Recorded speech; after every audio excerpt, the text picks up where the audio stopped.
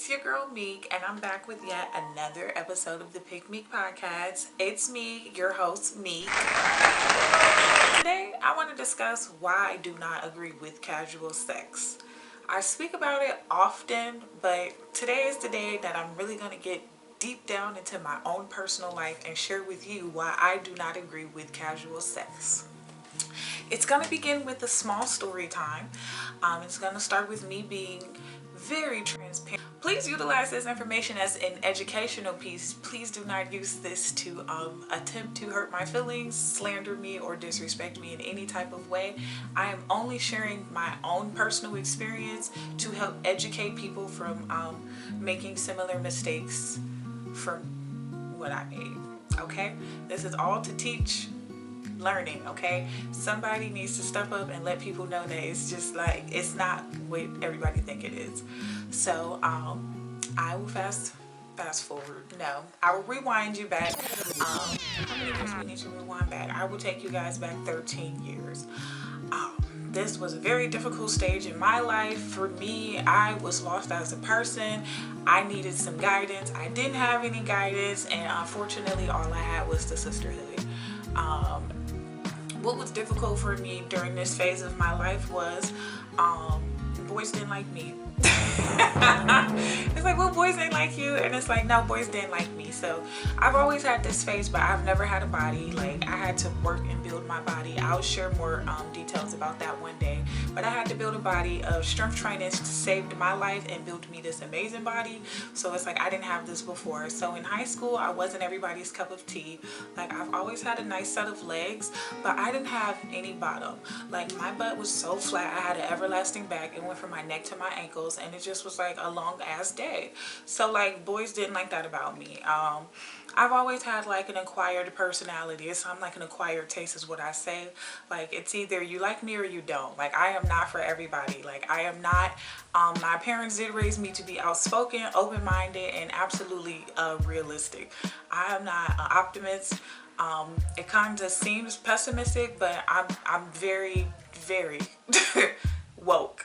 Like, my parents was wearing dashikis and African clothing way before the internet knew what woke was. So I was also raised to be pro-black, so it was just like finding a space for myself was very difficult. So you mix all that in with boys not being attracted to girls who were heavy up top, and it was a very difficult time in high school because, you know, middle school was rough. So I just had every thought in my heart that I would get to high school and I would get boys.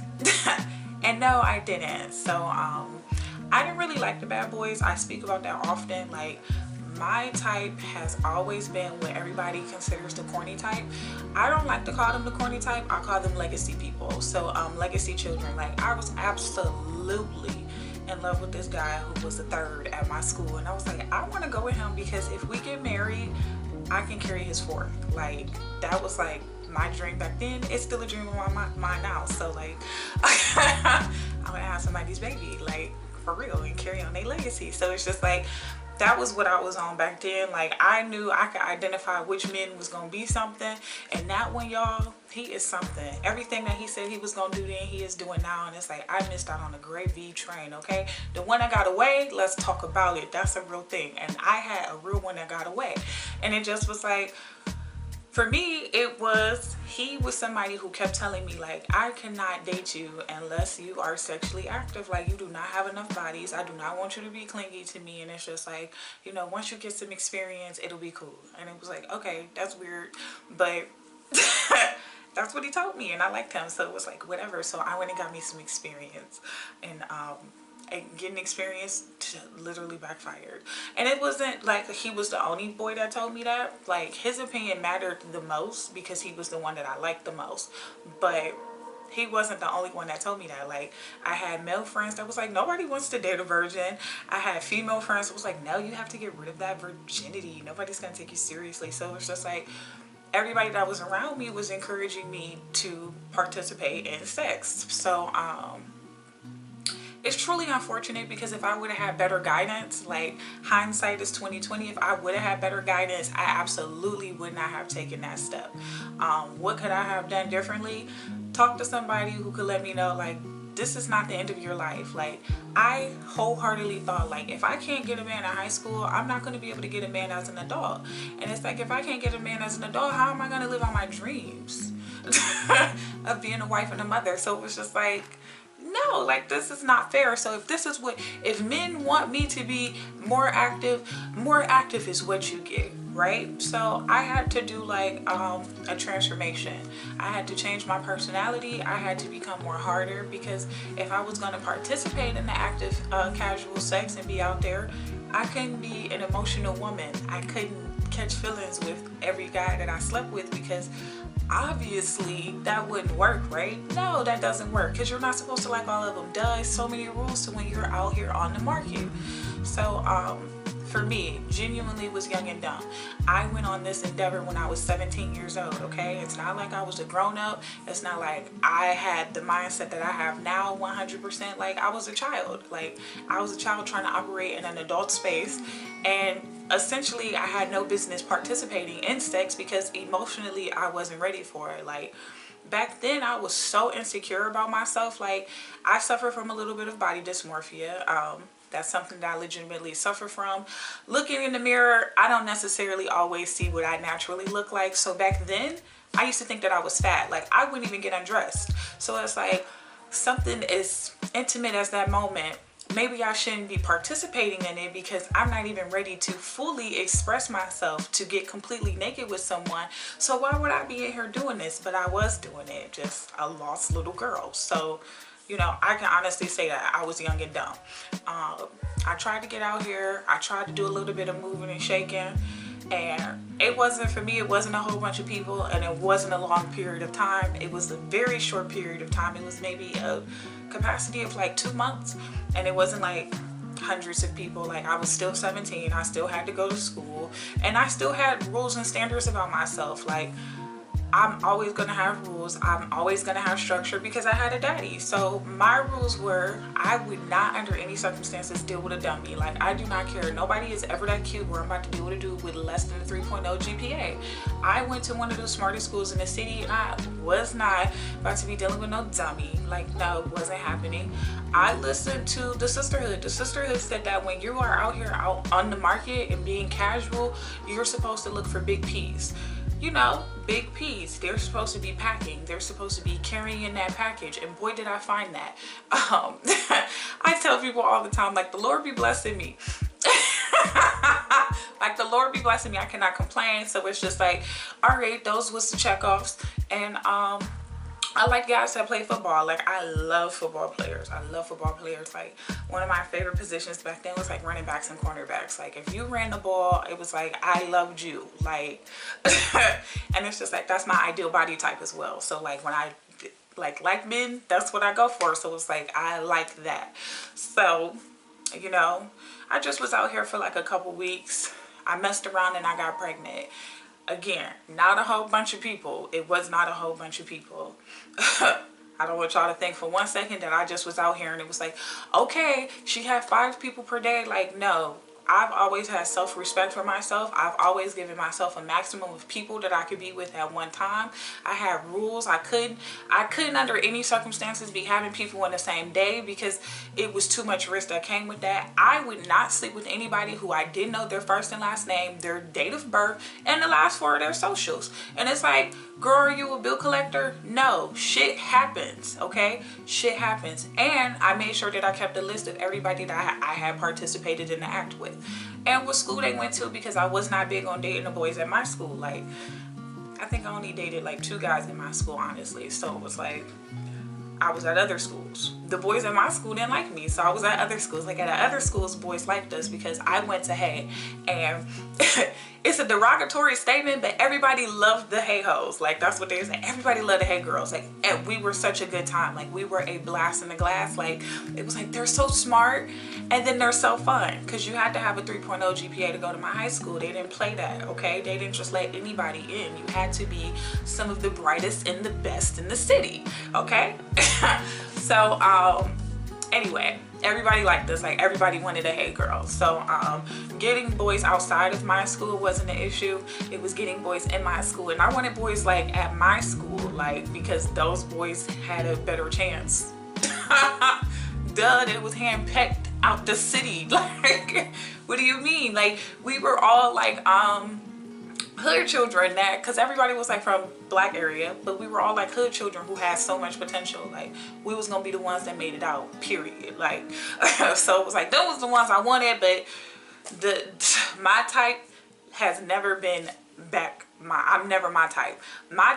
I'm never my type's type. So that's where things have always been difficult for me. Hindsight again, 2020, I would have maintained my virginity until I got to college, and then I just would have waited. Like, I would have never participated in any of that. But, you know, I was young and dumb. I was out here and I was thinking sex could give me everything that I needed, and it absolutely didn't. So here's the issue with my pregnancy. I got pregnant, right? I got pregnant.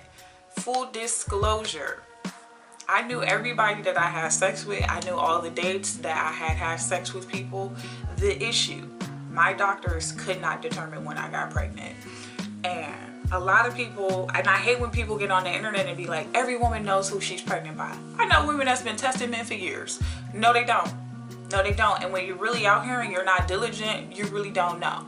So my issue was, because we didn't have a conception date that they could pinpoint, all I could do was tell the people that I had been with. I didn't tell everybody. I didn't tell everybody. Like, once doctors was like, they was like, we feel very certain that you conceived September 18th. And I was like, okay. I had sex September 18th. I went with that. That worked for me. The guy that I had sex with September 18th was like, no way, Meek, am I your child's father? We used a condom. And I was like, well, I haven't had any unprotected sex. Like, I didn't have any unprotected sex, and I have a baby. So I could care less about your statement of what you think. They said I got pregnant September 18th. I had sex with you September 18th. You need to take a test. He ain't take a test. It literally took 2 years for him to drop me some DNA. So it took 2 years for the first boy that I slept with September 18th to do a DNA test. Once his came back, no. I was like, okay, it's not him. I knew the next person. And I asked the next person, my son's father, okay? And you know, I asked my son's father. Now my son at the time is 2 years old, because it took 2 years for him to do the test. Like, at no point, like, everything in me, I didn't want to be embarrassed. Like, I could be honest and I didn't want to have to test multiple people at one time. It was like, no, I'm going to get a no. And until I get a no, I'm not about to be out here just testing people for the fun of it. Like, absolutely not. I was not going to do that. So because it took me 2 years to get my first no, I just was like, okay, well, I didn't want to do it with I didn't want to raise my son with anybody anyway. Like, I was a teenage mom. Like, I was just out here having sex with people based on their GPA and their penis size.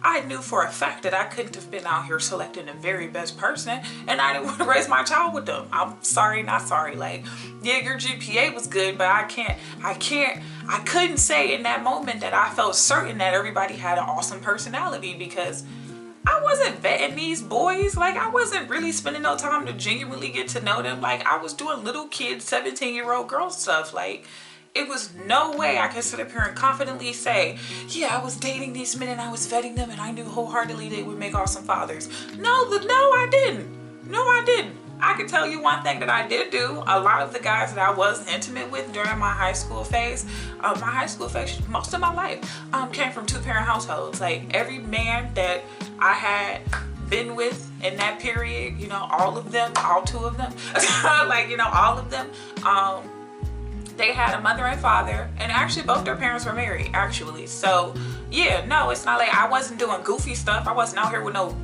pookie, but you know, I wasn't doing the deep dive to get to know these people and know whether or not we would be really good parents together. So no, it was, as far as I could see it, I was the one who made the mistake in getting pregnant. I'm the one who had the baby, so it was 100% my responsibility to raise him.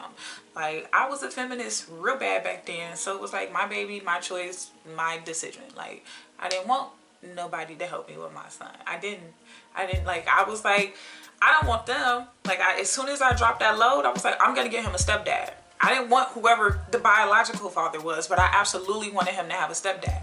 And in my mind, because my mind obviously was an evil mind, and God ain't agree with it, because God ain't send me what I wanted.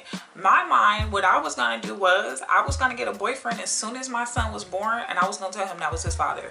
That's what I was gonna do. Yes.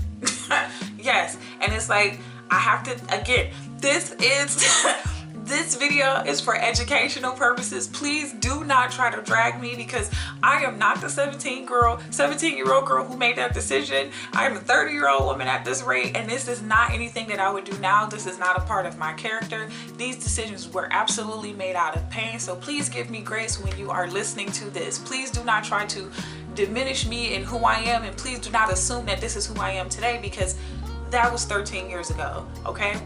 Okay, so now we're going back to the story. So as soon as I got my results back from the first guy that he wasn't the father, mind you, 2 years later, I contacted my son's father. I asked him to do a DNA test. At the time, he had a baby. Maybe 9 months after my son was born. Let me be clear, we did not talk. We did not go to the same school. I did not tell him that I was pregnant. This conversation of asking him to do a DNA test for my son was the first time that he even knew that he was a possible father. Okay? Yes, I sucked. Again, these decisions were made when I was 17 and 18 years old, so it's not who I am now, right? I would never do that now as a person. Like, I absolutely understand that I was selfish, and I would never bring another child in this world without allowing them to know the other half of them. So when I'm having this conversation with him, he's like, no, I already have a kid. His daughter looked just like him. My daughter looked just like me. I know how my DNA works. Your son don't look nothing like me. You need to find your real baby daddy. I'm like, look, buddy, this is the reality of it. The person that I thought, they told me I got pregnant this day. Obviously, that's not the day I got pregnant. They saying they wrong. They said I got pregnant in between September and October. You're the next person. I need you to do the test. He was like, no. He's like, no, I'm not doing no test. Go on Maury and find your baby daddy. Y'all, as if this statement wasn't hard enough, like I had to eat the fact that I was out here on some whole shit, and now I can't even get people to do a DNA test. He not only like that I had to bear that embarrassment, this man screenshotted the conversation and he put it on Twitter. This was in 2013, so y'all know Twitter was back and popping back then. So it was like, geez, why would you try to like tag me and everything, y'all? Like, it was not as simple as, oh, she think I'm her baby daddy. It was like, she think I'm her baby daddy and I'm gonna embarrass her. Assume I'm at the part where he embarrassed me. So this man embarrassed me. It's like he's dragging me through the water. It's like, dang, I'm on Twitter. He mentioned to me, like, I kid you not, guys, I got off of Twitter for 3 years. Like, I didn't get back on Twitter until 2016 because I was so embarrassed. Like, we knew a lot of the same people, but a lot of people didn't know that we had any dealings with each other. So it was like, bro, one thing I do not like is people knowing my business. Like, I am very selective of the things that I share, and those are the things that I share. I'm transparent about a lot of stuff, but there are things like my child's paternity, I didn't want that outside. I didn't want that outside. So I was like, I felt very offended. Like, I was like, dang, like, okay, you participated, like, okay, so what? And it was just like 100% like, we used the condom didn't break, the condom was on, we got finished. It's like, bro, I already had this conversation with somebody. I'm already aware that the condom didn't break, but I have a child that I'm looking, I don't care nothing about that. I didn't care nothing about that. I didn't care nothing that I had a baby. I don't care that your condom was on. I got a kid looking me in my face, okay? So it was like, okay, good for you. Everybody I have sex with used a condom and the condom didn't break, but I still have a baby. So what do you want to do about the situation? He was like, I ain't doing nothing. I'm not taking no test. Good luck finding your real baby daddy. I took that as a sign to do what I wanted to do. I didn't want to raise my baby with that man. I didn't like that man. So I took that as an opportunity to mind my business. Let's fast forward to 2021. Summer 2021, my child came to me and said, Ma, if you don't find my daddy, I'ma hate you. Y'all, that's a tough pill. That's hard to hear because it's like, I love this human. Like, this human has done so much for my life because I can only imagine where I would be without my son. Like, My son is what grounded me. Like, I understand why I got him. He was a lesson, you know. For me, the act of making him was absolutely a mistake, but the Lord sent him here for a purpose, okay? He has a destiny here, and that has nothing to do with me. So it's just like, it's a reason why he's here. It's a reason why I got pregnant with a condom. It's a reason why I didn't know I was pregnant for, like, it's a reason for everything. So it's just like, my baby has a purpose. I accept that. The lesson in it was, I was doing something I had absolutely no business doing. I had no business participating in casual sex. I had no business sharing my body with boys that I didn't take enough time to get to know. I didn't know what kind of families they came from. I didn't know any of their goals. I didn't know their values. I didn't know how they would raise their children. I didn't know anything. So it's just like, I was irresponsible on my end. But again, 17-year-old girl. I wasn't a grown woman. I was young and dumb. Please, again, give me grace as you listen to this story. So it's like, all right, here's, at this time, I'm 20, because am I 20? I'm 20, because this is 2 years later. I'm 20 going on 21. So, fine. Still relatively young enough. He don't want to be a dad. Boom, whatever. We fast forward to 2021.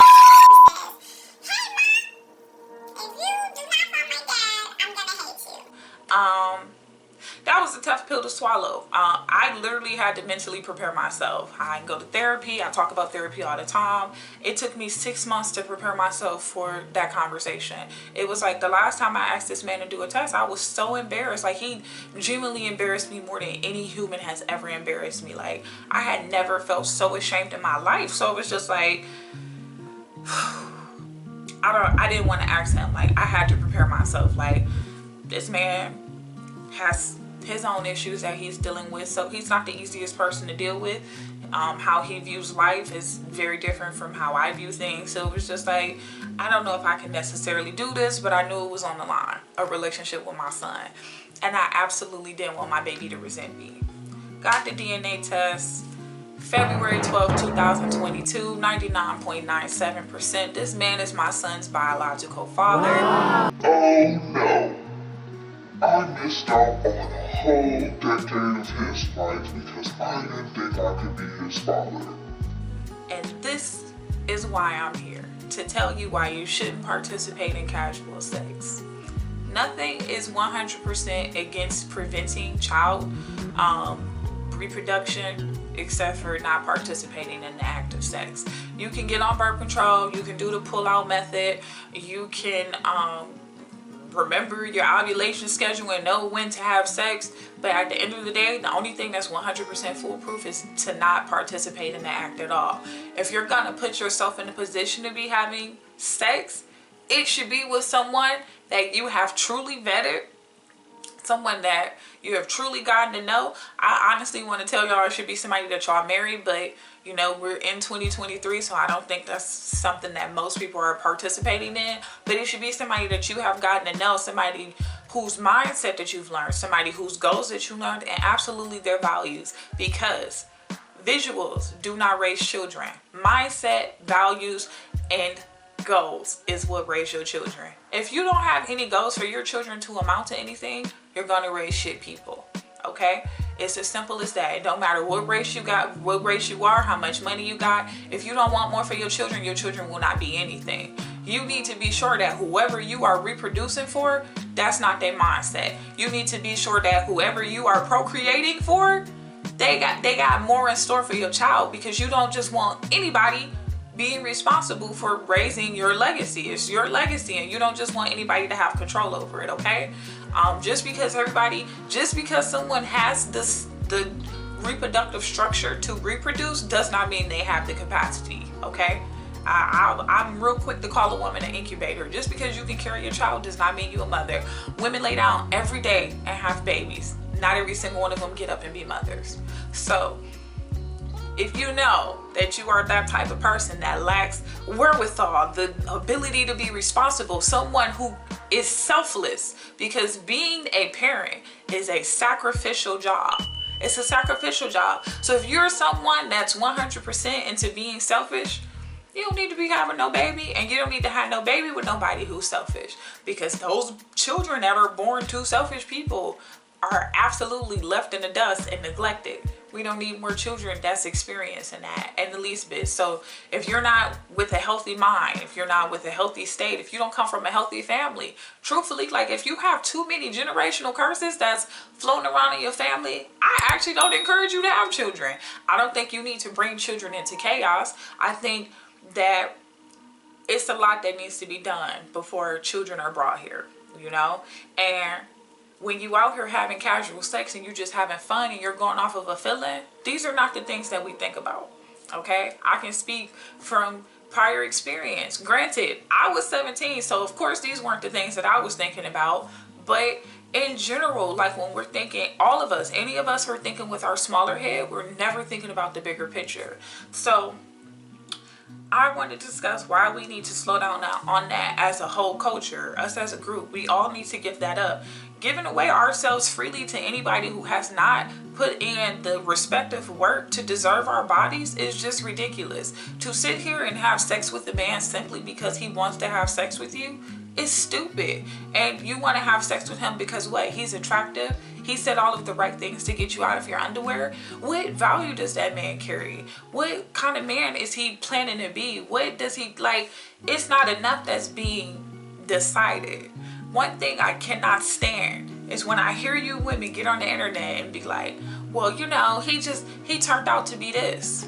One of the reasons why people are able to switch up on you so much, allegedly, because it's a switch up, I don't really think y'all be paying attention.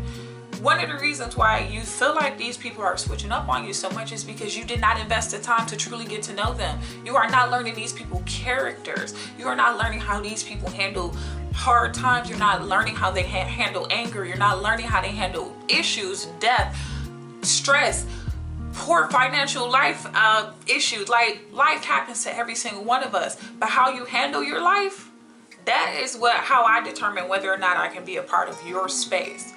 And a lot of people are not taking the time out to learn these things. We're just going off of our hormonal. Of course, you think you should have sex with me if you're sitting with me and I'm an attractive woman. Of course, if I'm a woman that's sitting here and I know how to conduct myself, why wouldn't you want to sleep with me, you know? But it should be more than that. We all should have more discipline. We should be actually taking the time out to learn people before we share our bodies with them. And in multiple capacities. Guys, I cannot stress enough the importance of learning people's STD history prior to having sex. My charts are provided by every hospital that you can attend. Okay? Any hospital you go to in just about any state, city, county can provide you a my chart. They can give you an actual update of what STDs that you have, everything you got tested for at the doctor as often as you go to the doctor. It's no reason for you not to know someone's STD status prior to having sex with them.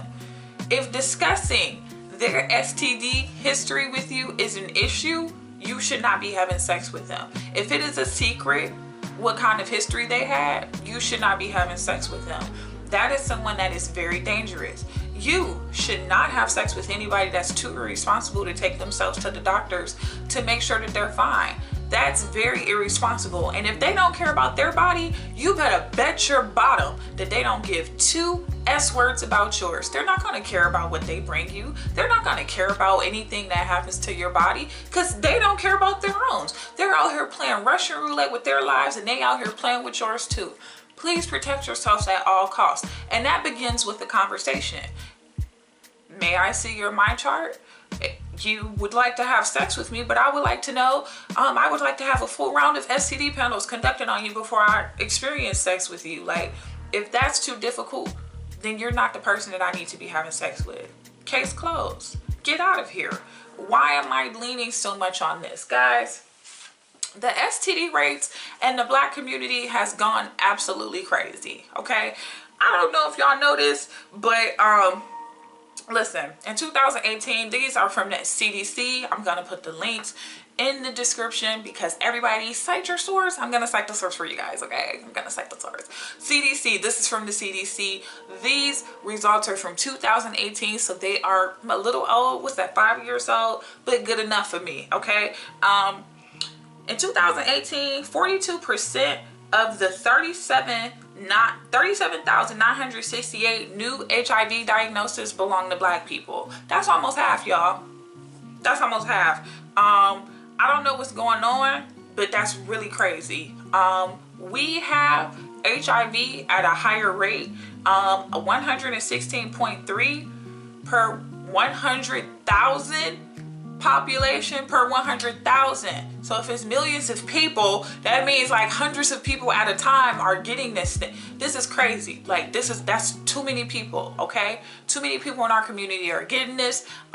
It looks like most of it is coming from and we can't even call them gay males. It says men who have male-to-male contact, because a lot of y'all like to sleep with men and say y'all not gay. That's an issue too. Again, it's too much funny business going on out here. Get an STD panel. If getting an STD panel is an issue, that should be a clear deal breaker. Period. Point blank. I can't see what you got. I can't see your history. I can't let you play in my playground. Okay? You don't need to be in my garden. I don't know what you be doing. Absolutely not. Okay? Like, we need to be more diligent. We need to take care of our bodies. This is the only body that we get. It's not like they got little vag transplants going on. These women out here begging to be out here built like us, created like us, and to become us, and we sitting up here just destroying this naturally good God-given body on what? A good time? No, ladies, let's do better. Okay? We out here killing on these chlamydia rates. We are up.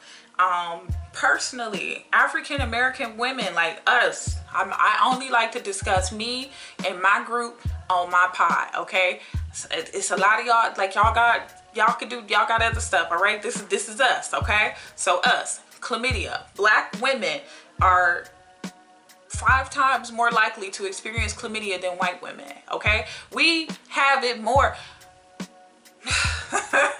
Okay, y'all, and for black men it's 6.8. And the numbers on that is like 1,411 of us per 1,000 per population gets it. Meanwhile, 952.8 black men get it per population. So, you know, it's more women than men. So granted, our numbers sounds lower, but more of us are being affected. Our gonorrhea rates are up too.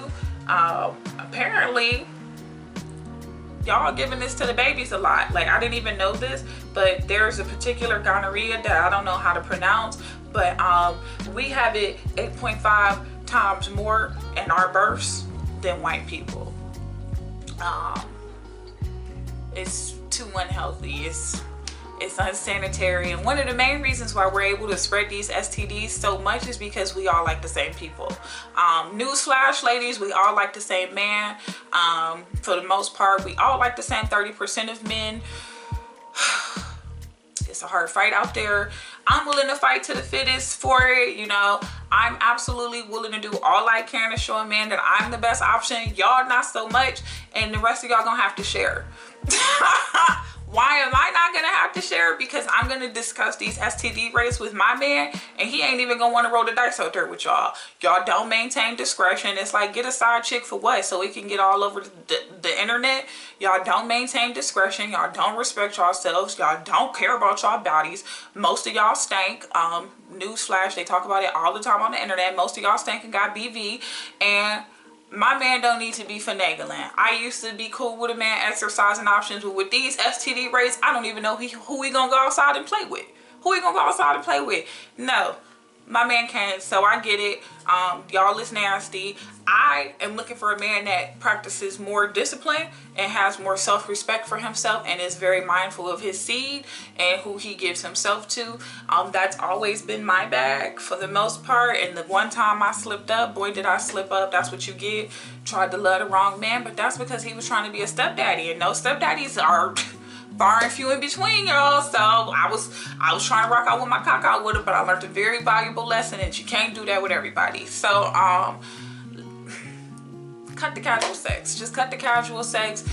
I don't want to sit up here and tell y'all to have a timeline. I want to tell y'all to wait to be married, but you know, everybody is not religious. Like, that is something that you could typically push to religious people, but it should be more discernment put into the decision before having sex. It should be more learned before having sex. Like, honestly, ladies, our power is in our vagina. Okay, the only thing we can control is sex. and hold on to that cookie. Hold on to that cookie and be mindful of who you get that cookie to. Don't be giving that cookie to everybody. Just because he walking around that little cookie jar don't mean he deserve to get none of that cookie. Just because he spent a couple dollars don't mean he deserve to get that cookie. Like, what is that man doing to learn your mind? And honestly, since I have been on the other side of this, my other side of life, like Jesus journey, learning who I am, understanding why I made most of my decisions, getting down to the root of most of my problems, and being attracted to me and wanting to have sex with me offends me. Yes, it offends me. Like, most people, like, oh my God, he wants to sleep with me. I'm actually offended because it's like, you didn't even get to know my personality enough, which is the dopest part about me. That's the dopest part about me. You didn't even get to know my personality enough to find out, like, if I'm even worth sex. I absolutely hate that. Men who do that to me offend me. And I highly suggest more of us picking up that practice. Okay, my body is nice and I'm cute. So what? You can hold a conversation. So what? That just means I'm educated. And what else? Why should you be able to have access to me? I recently had a man tell me, I would never date you long term because you're a single mom, but I feel like me and you have sexual chemistry. You sound like a goof. Condoms don't work for my body. I'm not on birth control. Why would I sit up here and roll the dice and potentially take the risk of reproducing for you and you don't see nothing long term for me? We have to do better, okay? Listen to people when they tell you what they want. If somebody telling you they don't want to give you what you want, do not play in their face. Do not think sleeping with a man is going to make him become your boyfriend, because he's not. Understand that these are our bodies. Fellas, I listened to a really good Jason Black video. Jason Black said he do not have sex with women unless they've been around for 4 months and properly vetted. He does not roll the dice of sticking himself into any woman that he has not learned her mind as much as possible. That's the type of energy I'm on, okay? That's what I want. Like, I get so many men that be like, oh, me and you can have, it's really rare to meet a woman that's down to earth and can have a conversation. I had a father, and when I was on my masculine, like, it was a time in my life where I called myself Big Daddy, guys. I used to sit in the barbershop. Every time I lost my job, I sat in the barbershop. Like, I love men and I know how to communicate with men and I enjoy having men. So it's like, of course I know how to talk to you, but that's not enough for me to get to sleep with you. Like, I have wonderful conversations all the time. Like, I meet great men all the time. All I meet is great men. I'm like I absorb great men. Like, I attract them. They orbit around me. So it's like, anytime I'm outside and I'm in a space, I don't meet nothing but good men. So it's like, but I'm a good guy. So is everybody else that I know. What else? What else?